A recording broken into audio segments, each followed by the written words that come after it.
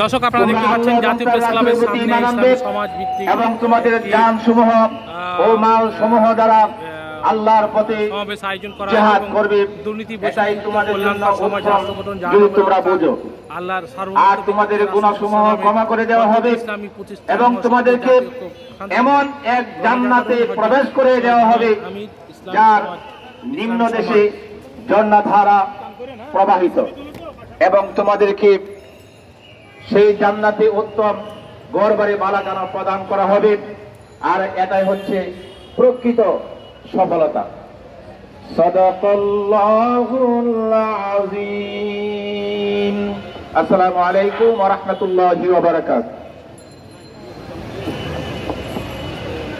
ইসলামী সমাজের সদস্যরা সাংবাদিক ভাইদেরকে আপনারা ভিডিও করার সুযোগ করে দিন। আপনারা দূরে সরে গিয়ে সাংবাদিক ভাইদেরকে সুযোগ দিন। আল্লাহু আকবার। মানুষের ন্যায় সার্বভৌমত্ব আইন বিধান অনিরঙ্কুশ কর্তৃত্ব একমাত্র আল্লাহর, এটাই মহাসত্য।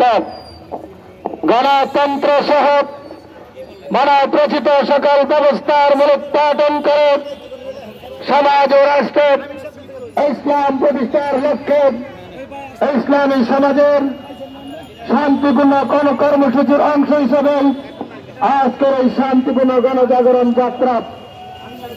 এখন আপনাদের সামনে বক্তব্য রাখবেন মানবতার কল্যাণকামী বন্ধন গণতন্ত্র সহ মানবরচিত সকল ব্যবস্থার বিরুদ্ধে বিদ্রোহী নেতা, আল্লাহর সার্বভৌমত্বের ভিত্তিতে তারই আইন বিধানের প্রতিনিধিত্বকারী নেতা, ইসলামী সমাজের সম্মানিত আমির হযরত সৈয়দ হুমায়ুন কবির মোহতারাম আমির সাহেবকে দেশ ও জাতির উদ্দেশ্যে দিক নির্দেশনামূলক বক্তব্য রাখার জন্য বিনীত অনুরোধ করছি।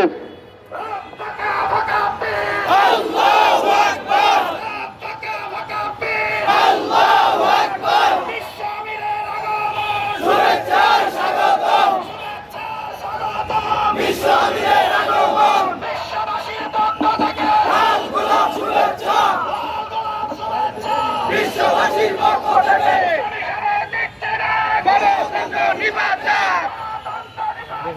ইসলামী সমাজ দিচ্ছে না, যাবে তারা গণতন্ত্র মানবে তারা।